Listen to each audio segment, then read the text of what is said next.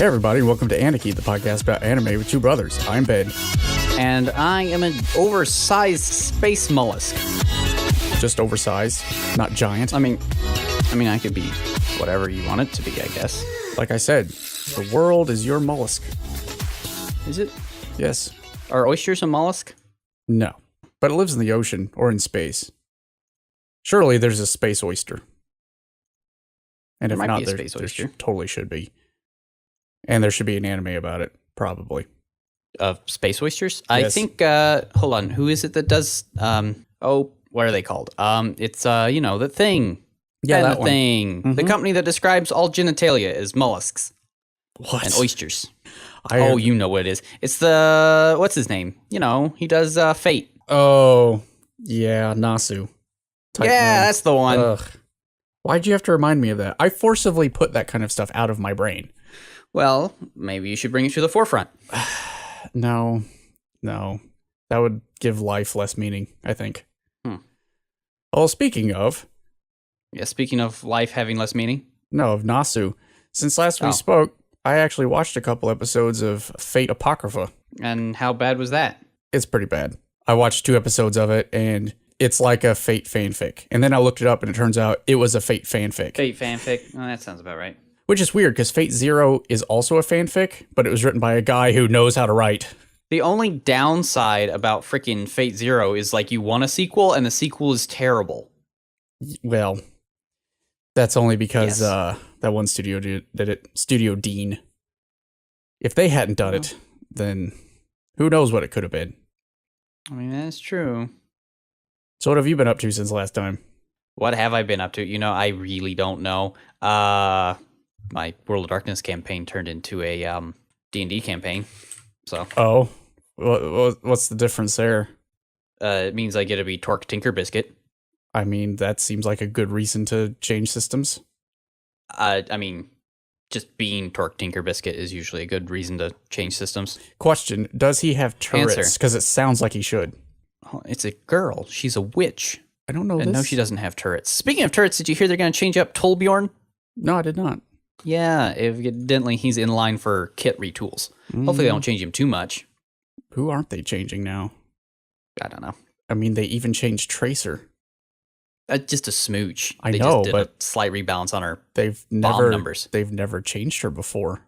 Well, she's not really broken. Just her bomb just can one-shot tanks, which is very irritating. Nah. Especially since they said in the patch notes for that, tanks are also the easiest target to actually sticky bomb with her sticky bomb. What a shock. It's probably Because they're so big. Yeah. Yeah, can't win them all. So I also, since I've had a lot of time, I read the Silmarillion. That was fun. Oh, yeah. Turns out elves are to blame for everything, They really are. especially that one guy. Why can't I remember his name all of a sudden? Theodore? Feanor? Alvin. No, it's Feanor. The whole moral of the story is don't make oaths. That's Don't essentially make it. oaths in front of the gods and then spit in their eye. Yeah. And complain that you made pretty jewels and somebody stole them because they were the prettiest things in the world. And they just wanted one back to fix those trees. And he's like, nope, they're mine. I got 3 of them. And I'm going to keep them all. Yeah, he was kind of a greedy jerk. Good job, guy. I also finished reading Dune. Oh, did you? I did. Dune is, I know it's a classic. Yeah, but did you walk without rhythm? That's the most important question. I did walk without rhythm. Did it attract the worm? It didn't. Oh, well, there you go then. Yeah, that's one thing I took mystery away solved. from that. I was very disappointed that at no point no one said spice must flow, or he who controls the spice controls the universe. They got very close. And I thought, here it comes. And then It's probably from that Sequels. That phrase is probably from no. To be honest, it's probably from the David Lynch movie. No, or did David Lynch not do it and it was some other guy and everybody wants the David Lynch Dune? I don't even remember. There was at this one from point. 1984. Yeah, and it's terrible. And then there was a mini series that was slightly less terrible in 2000, which I think I've seen a couple 1984. episodes Was of. that David Lynch that did the Dune movie, or is everybody just like it could have been? No, it was David Lynch. That's why it was Banu News. That makes sense. Yeah, I can't see shoving that all into 2 hours or less. Well, they did. Well, actually, they didn't. That was part of the problem. My main complaint with it is I do understand it's a classic because there's a lot of world building and it's really good world building. great world building. And it was around the time of, Foundation series and when sci-fi was coming into its own back in 65. Yeah. It's cool as a world building novel, but the main character is a dick. I mean, you get this. You see this. He's like the stereotypical Gary Sue. And somebody says something or does something, and now we have to go around the room and analyze everyone's thoughts about that. The thoughts are generally, Paul is so amazing. I wonder how he did that. Is it because of his breeding? It's probably because of his breeding. Or maybe it's because he's the chosen one. It could be both. How about both? Yeah, it gets old really quick. So it's like, I hate it, but I like it, but I hate it, but I like it. Well, I think that's a lot of classic sci-fi, to be honest. I tried to start to read Foundation, not the series, just the original novel, and it's kind of hard to follow. Maybe it's just the book on CD that I have, but so if you're reading a whole bunch of classic sci-fi, why haven't you read John Carter yet? That's very classic sci-fi. Yeah, read them. I actually read the original 3. No, I started reading Snow Crash again. I don't know what that is. That's is that movie about that train? No, pretty sure. I don't know what you're referring to. What movie about a train? Is it about the train that goes through the snow? Yes. No. Isn't that just called Train Chasers? No, it's like Snowpiercer. Snowpiercer. I heard that's a good movie though. Yeah, Snowpiercer. Yeah, it's Korean. No, Snow Crash is by Neil Stephenson. It's been on my reading list forever, so I figured I'd start reading it. Well, then you know what you can do after that. Read John Carter, apparently. You can read the John Carter trilogy. I mean, it's not a bad idea. It's a very good idea. I could either read it after Snow Crash or read it after I get done with the City Watch series in Discworld. Oh, the City Watch series is so good. I like it. I still like the Wizard ones the best, I think. Yeah, but the Watch ones, man. They're pretty good. The Watch ones. Especially like Werewolf Girl. She's pretty awesome. Yeah. The 2 Moist books are good, except the second one, you can tell that Terry Pratchett doesn't actually know how economics works and what the gold standard means. But which ones are the Moist books? Going Postal and Making Money. Making Money is a very good book, but you can tell Terry Pratchett didn't quite know what the gold standard meant or represented. See, that's the thing about Terry Pratchett's books, is a lot of them, they're well written and they're very funny, but sometimes he gets on like this, you could tell he's trying to make a point. Yeah. And it's generally like the most straw-manish point that you can make, and it's not very subtle. Yeah. No, it's not. But I mean, that's part of like the way he does humor, but at the same time, it's like, come on, that's not really how that works. Mm-hmm. It's like, look, no, I know money doesn't mean anything, but also like there's the good points about the gold standard are it means the government's not really supposed to overprint money. That's sort of why it exists. But we got rid of it, and that's still fine. But there is an advantage to it as well. There are 2 sides. At the end of the day, you should buy gold. Actually, you can now because it's cheaper, but don't because I think it's still falling. Gold. I'm going to look this up. Well, because remember, back in the day with Dio, we were buying gold all the time. Of course. But I don't know what the gold price is. Why do you default to Bing? Oh, yeah. The wife and I watched the first couple episodes of that It's Hard to Date an Otaku. Oh, yeah. How was that? It's pretty slice of life and very vanilla. Like, it's not laugh out loud, but it's humorous. But I think the strongest point it has is that it's about adults who are dating and still like geek stuff. Not saying that applies to anybody in this room, but I mean that is always kind of nice. It's like, yep. This is made for not a teenage audience. That's always good. Gold. So, Gold Watch, 2018. It is still up, is down off of its peak, but is still higher than it was back in December. So, buy gold at your own risk. You know what else has declined since it first peaked? Humanity. This is the wrong episode for that. No, this is Humanity Has Declined, Season 2 on the Water Planet. But with snails this time. Sorry, what was yours? I like my subtitle better. I like yours better too, but with snails this time. What did you say? I don't even remember. I don't know. Humanity Has Declined too, but with snails this time. Name of the episode. I'm down with that.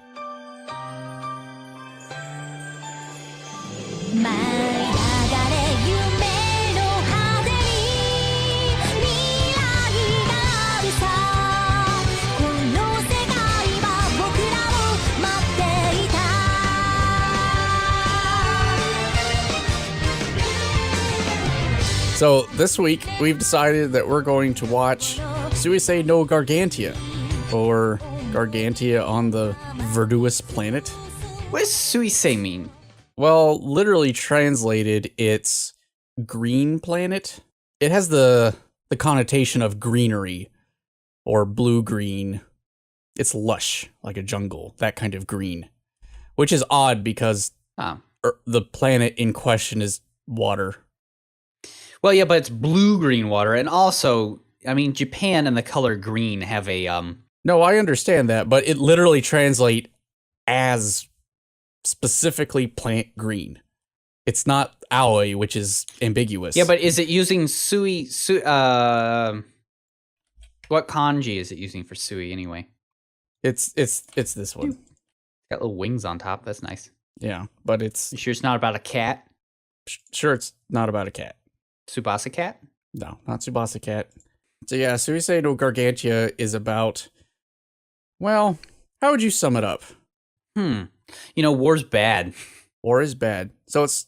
The overall synopsis... It's a mech show. Is... Right? Yeah, there's humanity in space. They got a bunch of mechs, and they're fighting giant space snails. Well, space, not a lie. Yeah, mollusks, as you said. Mollusks. I guess gastropods. And this is how the show opens. They're fighting. Our boy Leto is retreating from a failed attack, and he misses the wormhole back home, and... wormholes randomly. Yeah, he sort of randomly falls onto some weird water world where he sleeps for 6 months. He's finally awakened on a ship, and it's a weird ship. It's all rusty and ancient from his perspective. And it's not even atmosphere sealed. What a bunch of idiots. Fools. Turns out they're on a sea ship, and he's accidentally landed on Earth, the lost world. And the story progresses. It's all water. Story focuses on his trying to find a way back home and life on this ship on the sea. And him dealing with the fact that, hey, he's a really good soldier. That's not very useful outside of... Soldiery. Especially in this situation where it's like he's been like bred up since a young child to be a mech pilot soldier. Yeah, literal child soldier. So, what were your overall impressions of the show? I really like it. I think it's pretty good. I would agree. I sort of accidentally chain watched it again because I was like, oh, I'll just watch the first half of the show and then I'll leave the second part for later on in the week. And then I was like, oh, but I really want to watch the episode where it all turns because that's a really good episode. Mm-hmm. And then after that, it's like, I'll just go watch all of it because after this, it's real good. This is true. It gets very good towards the middle. Because it's like the beginning's good and important for how the theme works. Mm-hmm. But yeah, it can be a little too generic slice of life anime. It does have that. But it's doing it for a purpose. It's the Mai-Hime problem. Yeah, I can see where you're coming from with that. Yeah, right? Because the whole point of Mai-Hime is the first half is like light loosey-goosey stuff. That way it's like, yeah, this is way darker than that. Remember when times were good and fun and they were stealing panties? Yeah, those are good times. Now all your friends are dying in a battle royale. Hooray! It's there for a reason. And like it is in this show too. But yeah, I can see it how also means that it kind of does a bit of a bait and switch, right? Well, because it's the show's trying to tell you it's like this is how humanity is supposed to work. Now let's explore two other extremes and how neither of them could be considered human. Because really, the other major theme of this show is sort of exploring what being human means. So that's fun and interesting too. Yeah, I think I would sum it up as A+ world building, like superb world building. Yeah, there's a lot of good world building on it. B- story. It's got good parts. It's got bad parts. Yeah, overall, it's pretty good. And then just straight C average characters. That's how I sum it up. None of the characters are very deep. Chamber is probably the deepest character, and he's a robot. You're not wrong. You are not wrong. So with that out of the way, let's launch into Spoilerland. Let's talk about that world building, because oh my goodness, it's great. Yeah, it's pretty cool. I really like the world they set up. Yeah, I mean, straight up off the bat, you've got that giant just space battle. I mean, that sets up so much that isn't really explored in the rest of the show, but it's the backdrop behind everything Leto stands for. Yeah, especially since it even opens not just with the space battle, but with like his rim learning in a very Brave New World-esque sort of thing. The sort of rim sleep where it's like, here's what you are fighting for: humanity's space colonies. Yep. In space against these evil things that are super not human that want to kill all of us. And if you return victorious from this battle, you will get cool stuff like food, sleep, and reproduction rights. How nice. Like, my very first note on this show is like, well, that raises some interesting questions. Doesn't it? It's very Starship Troopers. The interesting book, not the horrible movie. Indeed. Well, the hilarious movie. I mean, it's intended to be a satire. Oh, yeah. I mean, we all know this. I mean, just aside from the giant space mollusks and the Galactic Alliance, which are very interesting in and of themselves, even though they just sort of lend to Leto's mindset throughout the first half of the series. The real world building takes place once he gets to Earth. Turns out all of Earth is flooded, and everybody now lives on giant ship fleets that are all linked together. We're on a Waterworld planet. And Waterworlds are always really cool. Super well done. Except the movie Waterworld, which I think also had pretty okay world building. It's just bad. Well, they had Kevin-Costner in it, so... Well, there's half your problem. Everything about the boats was really cool. Yeah, it's a really cool setting. How it's all rusted out, how they have... It's definitely a technological dark age. It's like, we can do stuff with diesel. Yeah, well... Actually, most of the ships are actually electrical powered because... Yeah, because they have nanobots in the ocean that create random power that they harness. Yeah, they don't know that, but they're like... They kind of do. There's these sea green lanes in the ocean, and if we get in those and stay in them, all of our ships have power, and it's really cool. But they're not really sure how all that works. They just know if they sail in those, then they're cool. They know it does work, but they're not 100% up on the how of it. Yeah. And there were things about the ships all linking up as one giant, like, massive vessel. Flotilla. Yeah. That were never explained, which made it cooler. Like, all these ships were completely different. Like, they're all sort of hodgepodged. They've clearly been kept in families for generations, and the ships are free to join up with the bigger fleet or break away in the same kind of, like, country diplomacy that you have nowadays. Yeah, so it does it very like little organically. It introduces you to all of these ideas very organically because it's just like, oh, here's the ship's council. Oh, you get to see how different ships break off and break on. But the cool thing is they all have this standard clamping mechanism. All of them. Yeah. Even the pirate ships have this standard clamping mechanism. And they never explain that. It's just ubiquitous everywhere. You're like, oh, well, clearly, if this is how the world operates now, everyone's going to have that. Of course they do. Yeah. Why wouldn't they? So that was cool. The way that the way they have this reliance on the sea now and how their entire life cycle sort of revolves around that. Yeah, I really like the scene where it's like, oh, it's raining. Oh, that's very important. Very important. Because we don't have desalinizers. Yeah. We can't desalinize the seawater, so... That does take a lot of energy. I wonder if that would actually be feasible with their level of technology to have desalinators on board. I mean, maybe. And they might. You just don't see them. Well, yeah, it would take a lot of energy. Of course, they got a lot of sun.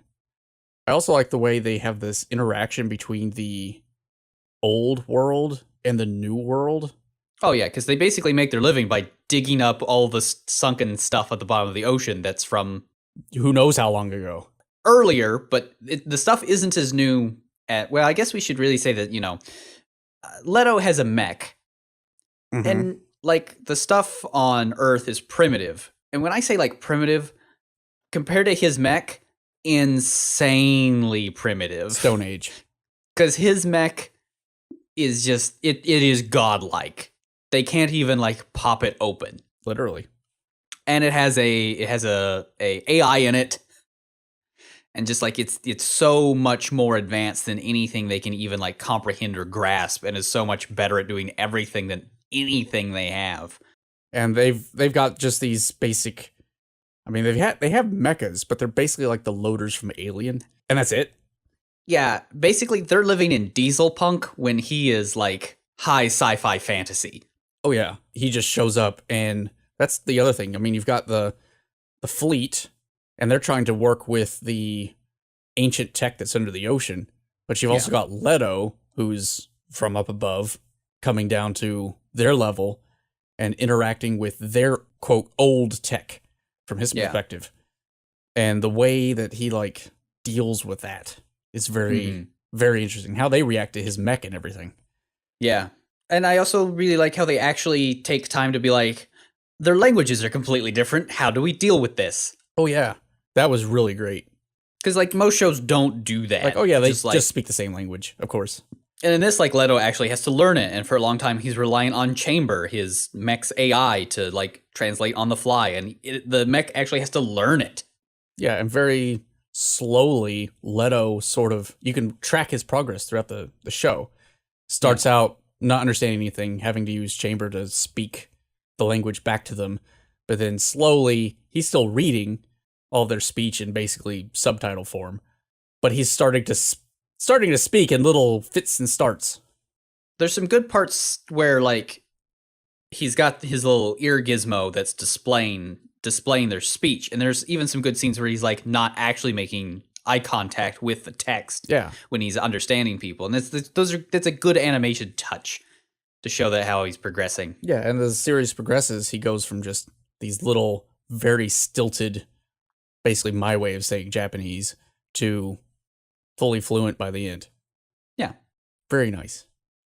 If I had to quibble with the world building, there's one thing that's just stuck in my craw. And that's, there's no radar tech. And that just bothers me.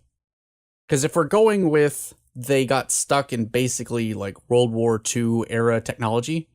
Yeah, we did have radar by then. They should have radar. And I'm not just saying, well, they should have computers and everything else too. I'm like, okay, they have lights, right? Because they have sophisticated lighting. It's not just electrical bulbs. They have, when the ships dock up, there's an indicator in the control room saying that they've docked up. They've got some simple electronics going on. And they have intercoms. And if they have intercoms, that means they have amplifiers. So I'm saying that if they have amplifiers and they either have transistors or vacuum tubes, and either one of them is fine enough to have radar. All right. And the point I'm making is they should have radar because they're in the sea and they are dependent on fish where other vessels are and extraordinarily on weather. So if they had any technology beyond where they are right now, they should at least have radar. All right. Let's headcanon this. Okay. Why don't they have radar? Well, as we all know from Gundam, Gundam had the same problem. Why in the world would anybody have a human-shaped robot if we can just blast each other with missiles from a bazillion miles away? Okay. Why would we have to get close? And it has it's called like the Matroska particle. Basically, it just kills all long-range sensors. Just in general. So whenever a space battle fights, both fleets deploy the special particle that just jams up any sort of range finding anything. Okay. Which is why they needed the mobile suits. And in this, we've got the lightning bugs, the little nano machines that absorb sunlight and everything. I guess they put out electricity, don't they? They probably just screw with literally anything. I guess. Because they have radio, but you never see them use it for very far. Like, they can't talk to their boats out in the ocean very well with it. They're still using light. Aldous lamps? Yeah, they use Aldous lamps to talk to each other at long distance, so they're not using radio communication. So odds are, whatever the lightning bugs do, probably jacking everything with radio waves. That does make sense. So it's probably just not feasible. And easily headcanoned without having to, like, throw too many, like, weird things at it. I understand that. That makes a lot of sense. But I still feel like they should have, like, one ship that's not in the Galaxy River or whatever they called it, Galaxy Stream. Well, even if it's not, I mean, they are self-replicating nanomachines. Even if they aren't congregated in the Galaxy Rivers, then there's probably at least enough of them just around to make any sort of long-distance radio nonsense just garbage. Okay. I think I can live with that explanation. But in the show, it was just this thing Yeah, that got... you just don't bring it up. But you're so dependent on rain and knowing where all the other vessels are. This is clearly a thing you should have. Out of necessity, you should have that. Like, you should at least be trying to develop it. If they had been like, yeah, we tried that, it didn't work. Like I said, quibble. And we do find out that they do have some range finding, but really the range finding only comes from like high-end tech that they've dredged up from the bottom of the ocean. Yeah. So it probably already knows how to compensate for, lightning bug nonsense. Mm-hmm. So, moving on to the story. What'd you think of that? I think the story's real solid. At least the themes of the story are very solid. Yeah. How it's always executed is not super great, but I really like the themes of it. And how it works, how the story builds on itself. My takeaway was, like you said, humanity. But more specifically, it felt like we got 3 different versions of the ye shall be as gods story. Because we've got all these societies that are told, hey, how would you like to be gods? And they're like, yes, please. And then nothing good comes of that. It's just endless conflict. Yeah. Or subjugation, or basically, hey, I know what will be great for society, so I shall take it upon myself, or me and my compatriots shall take it upon ourselves, to order the world according to our vision. Aha, the poison ideology. Yes, and we shall be as gods, and then everything goes to crap, because that's what happens when you try to do that. Yeah, generally speaking. That's basically what Sauron was trying to do. Yeah. Like, everything will be great if you just let me rule everything. Good Lord. Yeah. Just let me do it. Yeah. You'll all be fine. I promise. Nothing bad will happen. So we already talked about the setup, but I was told there was going to be like a turn or a twist. Well, the real turn, I think, is when Leto finds out what the space mollusks are. That's what I count as the twist. Because I counted 3 twists, that among them. That's fair. No. But I think the story's real turn is at that point, because everything up to that is definitely a building up to something stage. It's definitely his turn, and he is the main character, so it's probably the turn. But because you can definitely parse out a turn in the story a little bit before that, because you can parse it out when Leto leaves Gargantia, which is the giant ship. Well, that everybody I would say there are 3. There's the death of the Commodore. Yeah, which is that's part of that. When Leto finds out the truth about the space mollusks, and when we find out who is controlling the cult at the end. Yeah, those are the 3 big twists, if you want to call them. Yeah, those are the twists. I think if you were to look at the actual big story turns, it would be when Leto finds out the space mollusks are on Earth. Yes. When he finds out what the space mollusks are, and then when he finds out that his commanding officer also wound up on Earth. I would say the death of the Commodore, it precipitated everything else. Yeah. So he kills, Leto kills that one space squid that's in the ocean. Yeah. And whale squid. Everyone freaks out about it, but no one does any explaining. I really like this. I really love that killing a whale squid is super taboo. You should not do it. But no one knows why. It's the worst thing you could do, but no one knows why. And then once you find out why, you're like, oh, that tracks. Yeah, that makes sense. That would make sense. Yeah. Because they knew at one point, but they have forgotten. The taboo remains. It's the whole don't knock down fences until you find out why the fence is there. This really does that in spades with these space squids. This is true. Yes. Because, finds out they're a space squid, and one of the other people on the ship are like, hey, there's a whole bunch of cool ancient tech, but it's all around the space squids. And Leto's like, well, I'll kill all those space squids. Screw those guys. Forget that taboo. I'm going to kill all the space squids. And the other guy's like, yeah, who cares about fences? And it's like, oh, oops. That's why the fence was there. Yeah. Awkward. Setting Leto aside, the death of the Commodore was a turning point for a bunch of other characters. It was. That I really wish we had gotten into, and we can talk more about that in a bit, but... Yeah. Honestly, the whole show could just use more Ridget in general, so... Yes. I'll get to that. Yeah, what did you think about the truth about the snails? Well, I really liked it. It's really hard to see coming, in a good way. And not that came out of left field, but just in a not expected. but makes sense. I knew something was up when he finally got into the base and was going through their little Oh, yeah, when you see their little nest colony. I mean, it's designed colony. that way, It's right? like, But yeah. Those look like human fetuses there. Those look like babbies inside the baby whale squid. Should we not? This is not going to end well. And it doesn't. So he goes in there. He reads all the records and he finds out that all of the mollusks, the classified records, because he digs up this record and Chamber's like, yeah, I can't show these to you. They're classified. It's like, what do you mean they're classified? These are thousands of years old. It's like, well, turns out still classified. Turns out I did like how Leto is like, hey, who's the commanding officer on this whole planet? It's me. How he outlogics Chamber. He's like, fair enough. Here you go. That's legitimate. So we see all the truth, and it turns out that back when the Earth was cooling off and going into a new ice age, there were two factions. The fifth ice age. We had one faction that was like, let's go to space. And we had the other faction that was like, well, we could do that. And we could evolve into new beings that could survive all this nonsense. Yeah, we could just self-adapt. Well, forcibly self-adapt. Yeah, exactly. And you basically come up with a faction that's human purists, and let's all turn ourselves into space squids. The mollusk symbiote thing. So it turns out all the space squid mollusk guys, the ones on Earth, the ones in space, are all just humans. All of them. Or kind of. They're kind of human. Their intelligence is dubious, but I mean, they were formerly human, as the colonel says. And they're still mostly human, probably. They evolved from humans.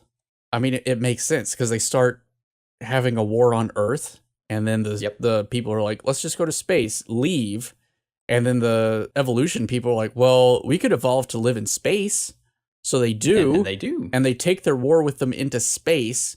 And then you realize that the war that we had at the beginning of the episode is just that continued. And it will continue forever. Yep. Because that's how humans are. Well, that, and I mean, yeah, that's the real story. Because this is season 2 of humanity has declined. Yeah. Oh, exactly. The other half of it is when Leto finally figures out where he is and where Earth is, and he can get a signal out. Well, the speed of light's kind of a jerk in that, so he can let everybody else on, is it Unova? No, that's a Pokemon region. Avalon. Avalon know where Earth is, but it will take about 6,700 years for a signal to reach them. So, ouch. Yeah, turns out he's never going home. So it will continue forever. And then even when the signal does reach them and they're like, oh, there's Earth over there, then they'll probably just come and bring their ore back home, essentially. Sounds about right. Yay, people. But it turns out they've been just murdering other people for thousands of years. And what's weird about that is when he learns that, he's like, obviously mortified that he's been killing other people. But then Chambers... Especially since hey, like he has been led to believe this, like... Especially in their sort of totalitarian thing, it's like killing people's like the worst thing you can do because we're all one human family allied against this non-human threat. And from their perspective, that makes sense. Yeah. But then Chambers is like, hey, let's not go crazy here. If it were just other people, like the pirates that have been attacking Gargantia, then we would end up being in conflict regardless. And then you probably wouldn't have any qualms about blowing them all up. So does it really matter that your enemy is human? Because I'm pretty sure that everybody throughout history has been totally okay with that. From his perspective. But still.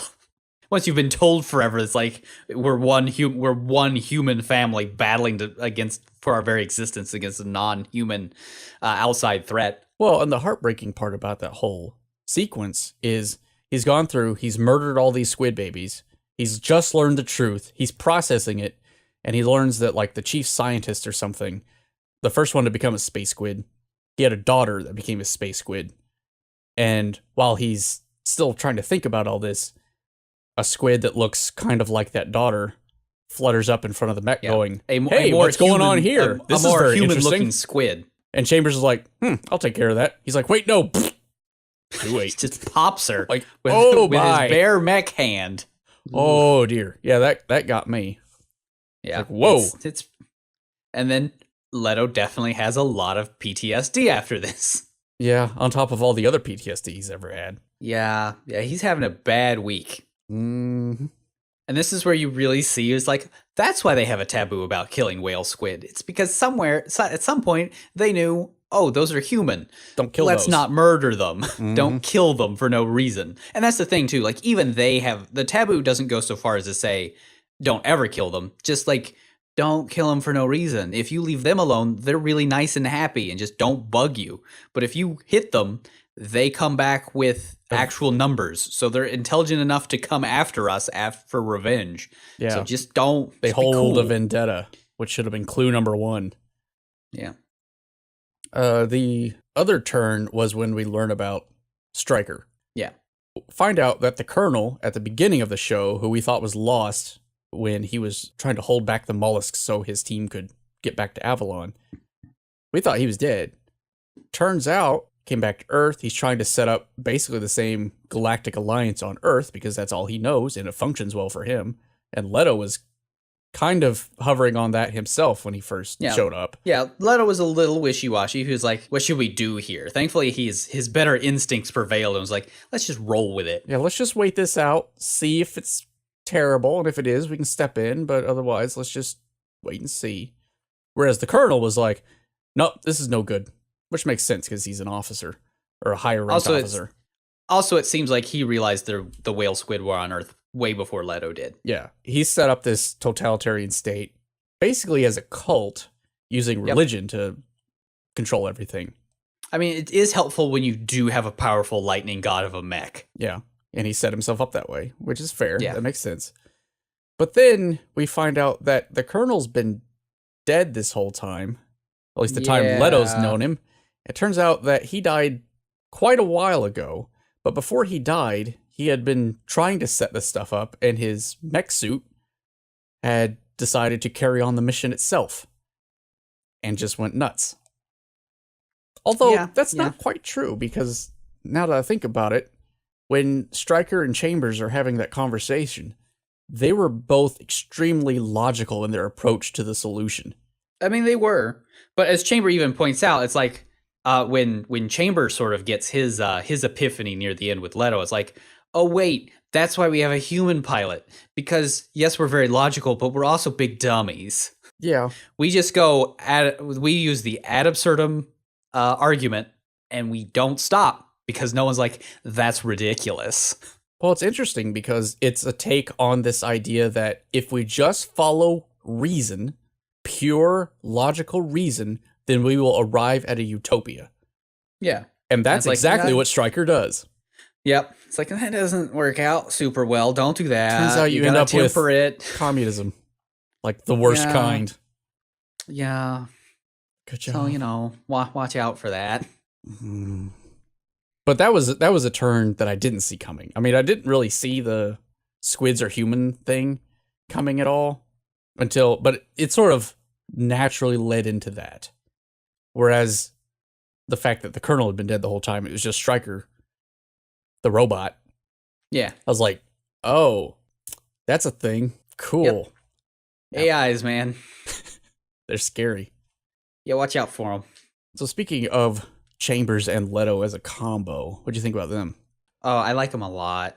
Yeah. I like how you can see how Leto is jealous of Chambers, because like when he first arrives on Gargantia, really the only reason he's wanted or useful is because he's got this really powerful mech that can do anything, and it's not really because of anything Leto can do. So like they just have a really interesting relationship. We should probably mention what Chambers is. So he's an AI, and it's the mech, but he's got what's he actually called? He's basically like a pilot support system. It's pilot support and enlightenment program is what he is.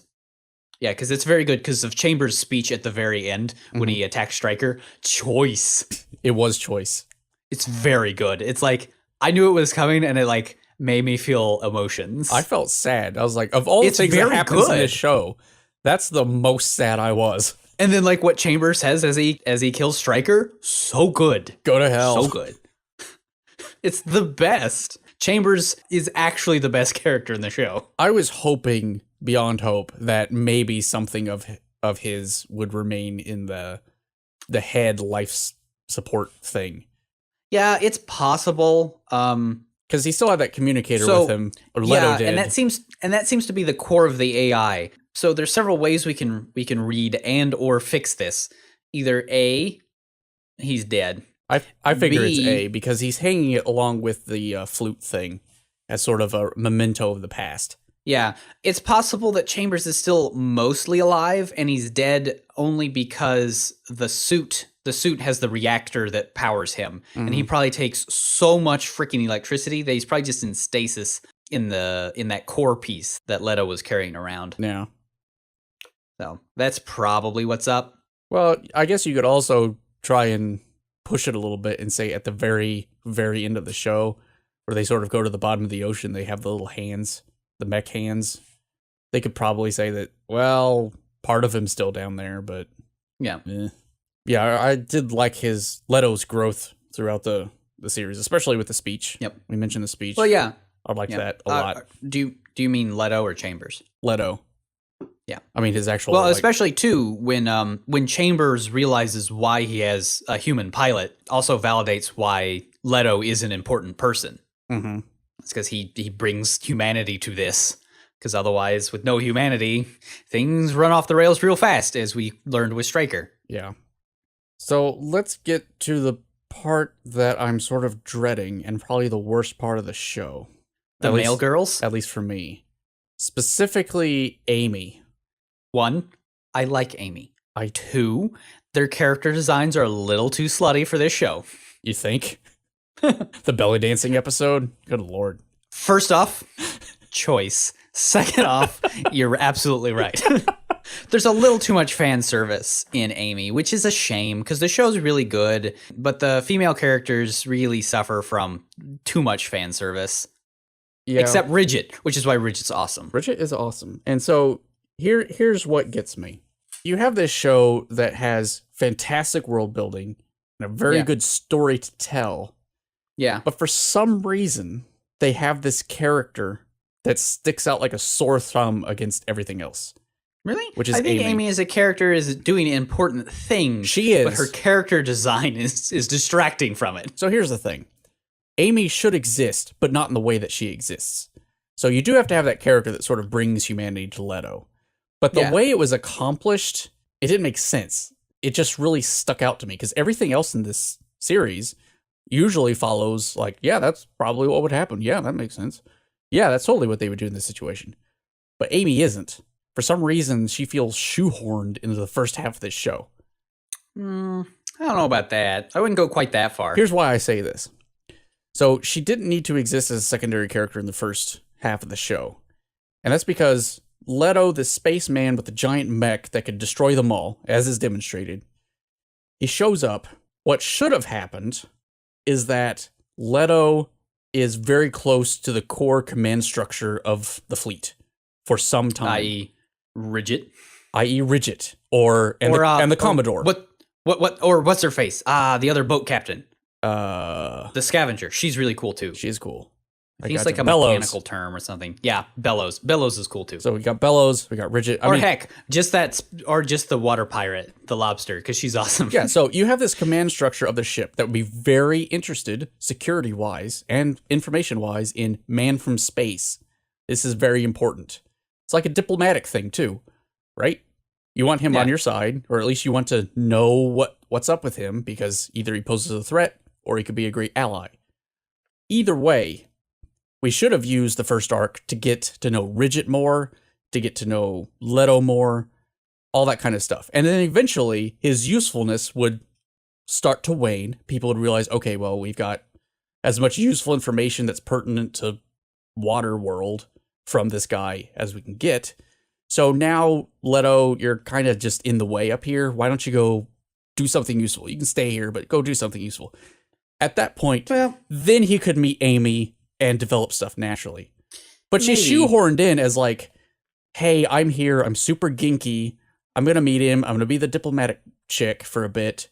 And then, for no reason at all, we're never going to let Leto meet the Commodore or go up to the bridge or anything like that. We'll just have Amy just sort of wander around the entire ship with this guy we know nothing about. Well, I think there's some good ways to think about it. Okay. I'd like to hear your thoughts. Okay, so basically the first show of power Leto does, because like Bridget does come down and try and negotiate with him when he like first shows up and everything, and they're like, well, this is just going to be a taunt, so we're just going to have to wait here and talk about this. And then Amy's like, hey, my friend just got captured by pirates, and then he goes out and literally murders all of the pirates with their thing, with his mech. At that point, I think the bridge crew are definitely in the let's not do anything one way or the other to piss this guy off because he could sink the entire ship. Sure. Also, let's not let him know exactly who we are, or he can super murder us and take over the entire ship. Okay. So I think they're more using Amy as the sort of like the go-between, because she is already like a mail carrier and somebody who delivers messages from the higher echelon to the lower staff, just to keep him at slight arm's length. I can kind of because see you're that. definitely in a point where it's like, what are you gonna do? Like, go arrest him and pump him for information when he can be like, "Hey, mech, kill everyone but me." But it's not. At a It's not just distance. that she's delivering messages. I could see that if that's what she was doing. She was being a literal go-between. But they're using her to on the fly do diplomacy with this guy they know nothing about. And here's what really gets me about this is if we had gone with what I just suggested, that he spends the first 3 or 4 episodes getting to know the bridge crew and sort of forming a diplomatic relationship with them, then Ridget as a character would have had more emotional definition for when the change of command took place. That's fair. Because before that, also, we just sort of see her. She's just sort of there. She has a bathing suit that's very revealing. Then the Commodore dies, and it's like, now you're in command. And she has like this emotional thing, but I didn't feel anything about that, even though I know I should have. And the show was like, you should feel something about this character having this thrust upon her. I'm like, but I don't, because I don't know her, and I want to. Yeah, that's legitimate. She's underutilized, but I think also what makes the show work is how you see the different layers of the world. And I think if you were to have it be the Leto and Ridget show, you never would have gotten any of the more interesting things about the world. You wouldn't learn all the other interesting world building things that you learn. I'm just saying what they could have structured done that way was take either the beach episode or the carnival episode and eliminate them, one of them, and use that for building diplomatic ties with Ridget. And then you could naturally move into, and then Leto finds himself a little bit useless, so he starts wandering around the ship more freely. He meets Amy. Show progresses from there. You can still have everything else. You can still have the middle. Oh, he sort of learns, what real humanity is like, because he sort of got some of his old world with the command structure, but now he's sort of aloof. He doesn't know what to do with himself. He meets Amy. Or maybe he knows Amy already, but he's like there's definitely one extra fluff episode, and that's a fair thing. So I would say if they had focused more like that instead of just throwing Amy in episode 1 and like she's almost a main character to the middle, where she becomes a tertiary character. It's like I liked the second half a lot, and most of that was because Amy wasn't in it. It was very focused on what's Leto up to? How is he thinking about the world right now? What's Ridget up to? Yeah. What kind of gun does she have? Well, yeah, but the other thing is definitely like Amy's there as the opposite point of view character of like somebody who's definitely like super far away from even whatever technology the world available has, seeing space god. Sure. So, yeah. I'm not saying we just jettison her completely. Yeah, she's doing very important things, but I mean, if you want to say that there probably should have been one more episode more devoted to Ridget / Leto, they should turn Ridget up. I can definitely agree in that. Turn Ridget up and maybe move that more towards the beginning. Turn Amy down and move it more towards the middle. Yeah, that's how I would fix that. That's more fair. I think that's my biggest complaint with the show. Because I mean, objectively, Ridget's the best, obviously. So, and what's really hurtful to me is once she gets the key from the Commodore, they sort of cut her out of the show until the very end when she uses the key. Oh, like, how good is that? I'm like, come on, guys. I wanted more Ridget, but if you're going to give me Ridget firing a railgun, then okay. I'm all right with this. So good. As soon as I saw that screen light up with Mass Driver, I was like, yes. Oh, yeah. I am 100% on board. It's like, oh, I see. And what's also cool about the fact that it's like Gargantia is named after this giant like mass driver they have in the middle of their ship. It's like, oh, so that's how all these fleets start, is because probably every real legitimate fleet has something like this. They have some old world tech that is like devastating, and that's why everybody gathers around it. Makes sense. And it's not just that you have this giant railgun that the fleet, sort of formed around. And it's been this big mast in the middle of the ship this whole time. Yeah. And it waters all the plants because that's the dampening system. It's not just that. It's this quaint thing that the ammo it uses are these ships, like small lifeboat-sized ships that are filled with explosive. They've been towing those things behind Gargantia the entire show. Mm-hmm. And no one noticed what they were. Yeah, they're ready. Like, well, that's the it's just ammo. Interesting, right? Because that's what you would do, right? Is because like you even see it, like you just put whatever. It's like a blunderbuss. You just put whatever crap you can into the shell, and then you just fire the shell at supersonic speed out of a rail system. Yeah, and then you wreck people. Yeah, used to be able to shoot like satellites and stuff into space, and I'm probably like actual it did missions. because it's called Stairway to Heaven's Heaven. Ladder. So yeah, it was definitely is probably a cannon to fire things into orbit. But as they say, it doesn't work like that anymore. Like, now we just shoot people with it. Now we just shoot people on many miles away with it, using vast amounts of kinetic energy. Yep. Yeah, I was A+. I love that thing. Great that weapon. part is really good. You're like, everybody's coming together to help their friend. They're going to do it with a giant railgun that's been in the middle of the thing, in the middle of the ship this whole time. I thought they were just coming like, yeah, we're going to fight. I'm like, okay, cool. No. They're going to fight. Oh. They're going to fire their railgun. They have that thing. Bridget's going to fire the railgun at people. Yes, please. Also, Be good. At the end of that episode, I would like to see how they integrated like the surviving cult members and especially the Rackage, pirate queen, into their society, because she clearly joined. Oh, yeah. Even though she said, I'm going to go back to being a pirate. Well, it's like, no, you're probably just a scavenger now. Yeah, just a side gig. Side business. So, yeah. Overall, though, really good show. Yeah, it's really good. It's really underrated. It was done by Production IG. Who did it? Yeah, it was Production IG. So it's like this. I don't remember very many people talking about it. We watched it in Anime Club. Yeah. But it's definitely not on very many lists of like good shows from the time. But I mean, it deserves to be there.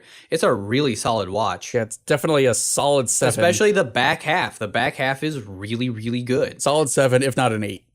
Yeah, the back half is really only good because of how like weirdly middling that first half is. Mm-hmm. That being said, there's some like really interesting and cool things that happen in that first half. Like when Leto kills all the pirates and he has to be sat down. It's like, look, you don't just murder everyone. Why not? It's a strategic choice. Why don't you just murder everyone? Makes sense. Yeah, but you can't do that. It's not our way. Especially how they how they explain it to him, where it's like, look, yes, everyone has guns, and yes, you show them off and you threaten to kill people, but that's the point.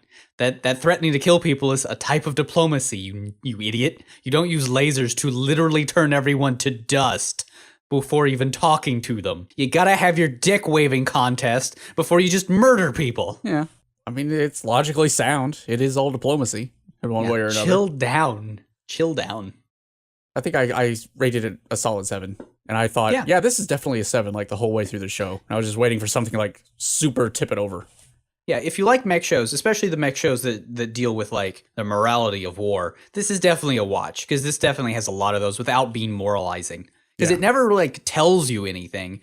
Like even when Chambers does his little speech at the end, he's not like, these people are right, these people are wrong. It still stays very gray and interesting. Yeah, he's like, his speech is basically, okay, well, based with all the same information that you have, I understand your point, but I think you're wrong. Yeah. But it doesn't say, the show never like comes down one way or the other. This one's right, this one's wrong. They both basically were presented the same amount of facts. These people went that way, and these people went that way, and one of them seems to be having a nicer time of it, but that doesn't mean that they're better necessarily. Yeah, the end of it is basically saying that's like both of the sides in the Grand War have definitely lost some of their humanity. We can't say how much on either end, but the people who are living here on Earth now and are aboard the Gargantia, they are probably way more human than either of the other two. This is true. which is odd. That's basically what it comes down to. Because the end of the show is basically presenting us with those two choices of, okay, well, we've got these people over here who aren't very efficient. They're technologically backwards. They've been living the same way for probably hundreds, maybe thousands of years, have not progressed. You have this other society that definitely has progressed, but they've done it in the way that the strong serve the weak and the weak serve the strong. And it works for them to an extent. Yeah. And are they morally wrong? And what about the people that turn themselves into squids? Was that morally wrong? Because it's also the show definitely leaves it very ambiguous of whether or not like they're even enlightened anymore. It's hard to know if they have fully regressed into being actually like animalistic again. Yeah. It leaves that very vague. That's what the Colonel believes. But we don't know that. And so it's up to you to decide. I can tell you one thing. No one should like those flying squirrel things. Sugar gliders are cute. They are, but they don't make that noise. Yeah, well, life goes on. It does. At very least, you have to watch the whole show just for Chambers' little speech when he ejects Leto from the mech, because it's very good. That and the railgun. Very good. That and the railgun. Really, the whole last episode's 100% agree. Good. Very good.